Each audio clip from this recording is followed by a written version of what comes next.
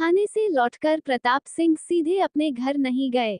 उन्होंने गांव के बाहर के रास्ते पकड़े और रवि के घर की ओर चल दिए। रवि एक युवक था जो गांव में मजदूरी करता था और अक्सर चंदा के घर के आसपास मंडराता रहता था। प्रताप सिंह जानते थे कि रवि का चंदा पर दिल है, हालांकि चंदा ने कभी उसे मुंह नहीं लगाया था। प्रताप सिंह ने रवि के घर पहुंचकर उसके पिता से पूछा, रमेश भाई, रवि कहाँ है? सरपंच जी, वो तो सुबह से घर से निकला है, पता नहीं कहाँ गया है, रमेश ने हाथ जोड़कर कहा।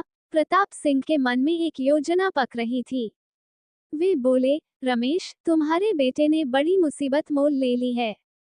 क्या हुआ सरपंच जी? रमेश ने घबराकर पूछा। तुम नहीं जानते, चंदा की हत्या हो गई है और कई लोगों ने रवि को उसके साथ देखा था।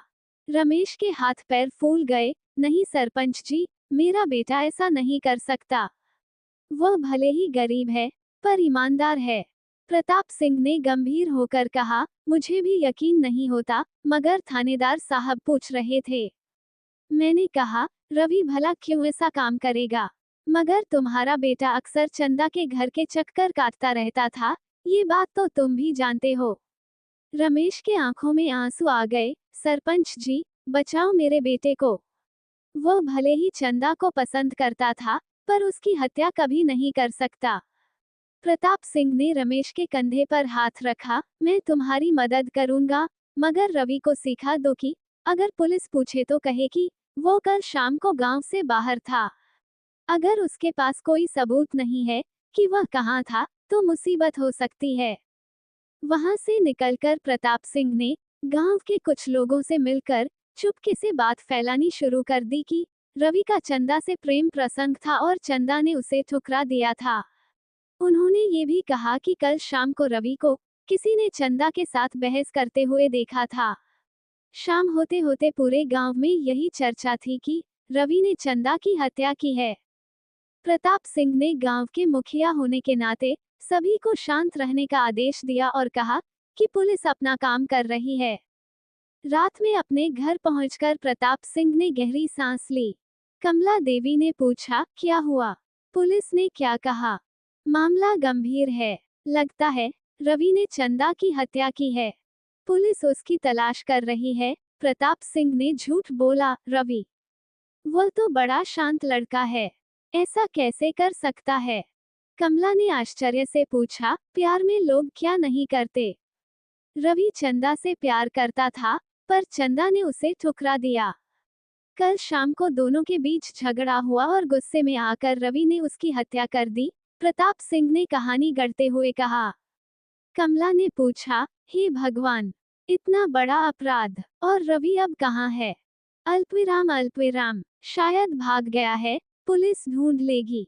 प्रताप सिंह चारपाई पर लेट गए, मगर नींद कहाँ थी? उनके जेहन में बार बार चंदा का वह भयभीत चेहरा घूम रहा था। ऊपर से रवि की बेकसूरी का एहसास उन्हें अंदर ही अंदर खाए जा रहा था। मगर क्या कर सकते थे? अपने बचाव के लिए किसी न किसी को तो बलि का बकरा बनाना ही था। अगले दिन सुबह थानेदार राकेश सिंह फिर गांव आए। उन्होंने प्रताप सिंह को बुलाया और पूछा, सरपंच जी, गांव में कुछ पता चला? प्रताप सिंह ने धीरे से कहा, हाँ साहब, कई लोगों ने बताया है कि रवि का चंदा से प्रेम प्रसंग था और कल शाम को उन्हें झगड़ते हुए भी देखा गया था। तो अब रवि कहाँ है? थानेदार ने पूछा। पता नहीं साहब, कल से गायब है, शायद भाग गया हो। थानेदार ने अपने सिपाहियों को रवि की तलाश का आदेश दिया। उसके घर की तलाशी ली गई, जहां से एक कमीज मिली जिसके एक हिस्से पर खून के धब्बे थे। प्रताप सिंह खुद नहीं जानते थे कि वह कमीज वहां कैसे आई, मगर यह उनके लिए वरदान साबित हुई।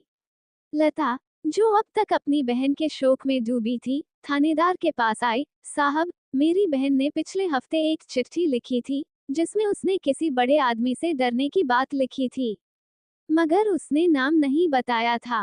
प्रताप सिंह का दिल जोर से धड़कने लगा। क्या चंदा ने चिट्ठी में उनका जिक्र किया था? चिट्ठी कहाँ है? थानेदार ने पूछा। मैं ढूंढ रही हूँ, मिलते ही आपको दूंगी। प्रताप सिंह समझ गए कि अब उन्हें जल्द ही कुछ करना होगा। थानेदार से मिलने के बाद वे सीधे लता के घर पहुंचे। लता अकेली थी। प्रताप सिंह ने नर्म लहजे में कहा, लता, तुम्हारी बहन की हत्या का मुझे बहुत दुख है। सरपंच जी, दीदी के साथ ऐसा क्यों हुआ? कौन इतना बेरहम हो सकता है? रवि ही होगा। पुलिस ने उसके घर से खून से सने कपड़े भी बरामद किए हैं। लता ने सिर हिलाकर कहा, मगर दीदी ने जो चिट्ठी लिखी थी, उसमें किसी बड़े आदमी का जिक्र था। रवि तो गरीब मजदूर है। प्रताप सिंह के दिल की धड़कन तेज हो गई। वह चिट्ठी कहाँ है? मैं ढूंढ रही हूँ। दीदी ने कहा था कि उसने वह चिट्ठी सुरक्षित रखी है।